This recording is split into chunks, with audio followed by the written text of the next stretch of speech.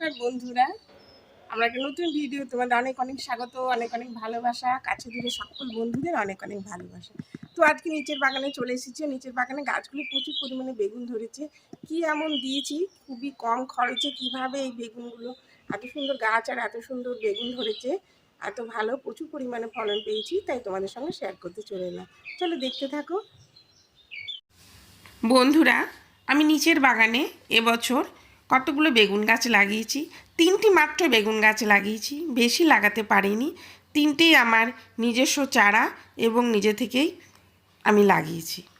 এই যে বেগুনটা দেখছো বন্ধুরা, এটা ঝুরি বেগুন, প্রচুর পরিমাণে ধরে, সারা বছরই হয়। এটা 12 মাসি বেগুন, কিন্তু শীতকালে প্রচুর পরিমাণে হয়েছে। এক একটা থকায় 5টা 6টা করে বেগুন ধরেছে। আর এর জন্য আমি বিশেষ কোনো পরিচর্যা করিনি, কেননা আমার নিচের বাগানে যেহেতু লাগিয়েছি, জলও রেগুলার লাগে না, দেওয়া হয়নি। আর এর মধ্যে আমি কোনো কেমিক্যাল ফার্টিলাইজার বলো কি কোনো কেমিক্যাল পেস্টিসাইডস বলো, কিছুই আমি দিইনি। রোগ পোকার আক্রমণও তেমন হয়নি, কিন্তু বেগুন হয়েছে খুব বেশি পরিমাণে এবং দেখতেও ভীষণ সুন্দর লাগছে। এইটাও একটা ভ্যারাইটিস, এটাও আমার আগের বছর কি তার আগের বছর ছিল, সেখান থেকে একটা বীজ ফেলেছিলাম, কিন্তু বেশি চারা হয়নি, একটাই চারা হয়েছিল। সেটাকে আমি যত্ন সহকারে লাগিয়ে সেটাকে আমি যত্ন করেছি, তো খুব সুন্দর সেটাতেও বেগুন ধরেছে। কি করলে বেগুন গাছে রোগ পোকার আক্রমণ কম হবে এবং প্রচুর পরিমাণে ফলন পাবো, সেই কিছু টিপস আমার নিজস্ব অভিজ্ঞতা থেকে আমি এই ভিডিওতে নিয়ে এসেছি। বেগুন গাছ হেভি ফিডার গাছ, প্রচুর পরিমাণে খাবার ভালোবাসে।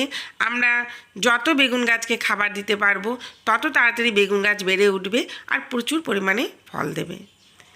এই গাছটা আমার আগের বছর বেগুন গাছ ছিল, সেই বেগুনের বীজ রেখেছিলাম, বানিয়েছিলাম, কিন্তু আমি তেমন বেশি গাছ পাইনি। 2টো চারা পেয়েছি, তার মধ্যে একটা চারাই আমার হয়েছে। সেই গাছ খুব সুন্দরভাবে বেড়ে উঠেছে। আর এই বেগুনটা ভীষণ বড় বড় হয় এবং খেতেও ভীষণ সুস্বাদু। আর বেগুনে পোকা হয় না বললেই চলে, রোগ পোকার আক্রমণ একদম হয়নি। তার জন্য আমি কি করেছি সেটাই এই ভিডিওতে আমি শেয়ার করব। যেখানে দিনে 3 থেকে 4 ঘন্টা রোদ্দুর পায় কিংবা 2 ঘন্টা রোদ্দুর পায়, সেখানেও বেগুন গাছ লাগালে বেগুন গাছে খুব ভালো ফলন পাওয়া যায়। কিন্তু আমরা নিচের বাগান কিংবা ছাদ বাগানেও বেগুন লাগিয়ে থাকি। আর বেগুন গাছের পাশে যদি এই যে গাঁদা গাছ লাগানো হয়, তাহলে বেগুন গাছের রোগ পোকার আক্রমণ হয় না। কেননা যে পোকাগুলো বেগুন গাছ যায়, সেগুলো গাঁদা ফুলে আকৃষ্ট হয়ে গাঁদা গাছের মধ্যেই থেকে যায়। আর বেগুনের ফুলের খুব ভালোভাবে পলিনেশন হয়। যেহেতু প্রজাপতিরা এখানে ঘুরে বেড়ায়, মৌমাছি প্রজাপতিরা এই গাঁদা ফুলের রং দেখে আকৃষ্ট হয়ে, আর বেগুন গাছ পাশাপাশি থাকলে সেই ফুলের খুব ভালো পলিনেশন হয় আর বেগুন প্রচুর পরিমাণে ধরতেও থাকে। আমার এই বেগুন গাছটা ঝুরি বেগুন, এটাও প্রচুর পরিমাণে ধরেছে। এটা আমি লাগিয়েছিলাম অগাস্ট মাসে, কিন্তু শীতের প্রথম থেকেই 2টো 4টে করে ধরতে শুরু করেছে। তো এখন দেখছি প্রচুর পরিমাণে হচ্ছে। এটা 12 মাসি গাছ, 12 মাসই এখান থেকে বেগুন পাওয়া যাবে। গাছও প্রচুর বড় হয়ে যায়, মাঝে মধ্যে একটু কাটাই ছাঁটাই আমাদের করতে হয়। আর একটু বিশেষ যত্ন নিলেই আমরা এখান থেকে বা আমাদের রান্নাঘরে যে বেগুনের প্রয়োজন আমরা এখান থেকেই পেয়ে যাব। বাজার থেকে বেগুন কেনা লাগবে না, যেহেতু বাড়ির বেগুন জৈব অর্গানিক একদম, এই জন্য এটা শরীরের পক্ষে খাওয়াও ভালো আর আমাদের পরিবেশও ভীষণ ভালো থাকে। তো কী সার দিয়েছি আর কিভাবে পরিচর্যা করেছি সেটাই আমি এই ভিডিওতে আলোচনা করব। যে বেগুন গাছে বেশি জল লাগে না, সপ্তাহে নিচের বাগান হলে সপ্তাহে 1 দিন, আর যদি ছাদ বাগানে থাকে তাহলে রেগুলারই আমাদের জল দিতে হবে। বেগুন গাছে বেশি জল দিলে প্রচুর পরিমাণে ছত্রাক আক্রমণ হয় আর বেগুন গাছ মরেও যেতে পারে। ঢলে পড়া রোগ বেগুন গাছে খুব বেশি পরিমাণে দেখা যায়।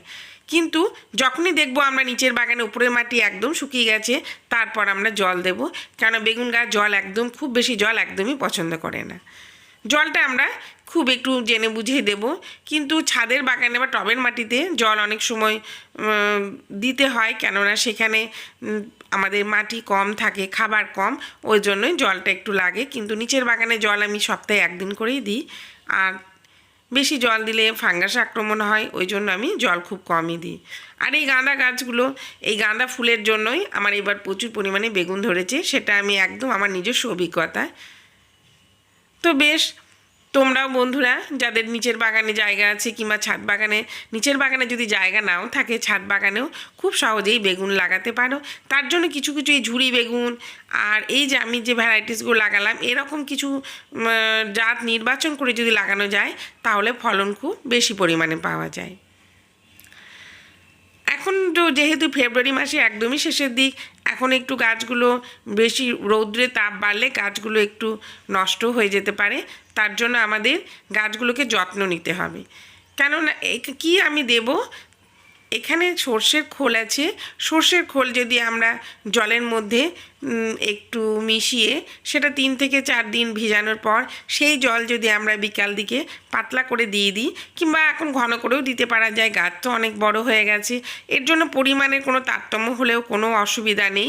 কেন এটা একদমই জৈব আর এটার দামও অনেক কম, আমাদের খরচও অনেক কম।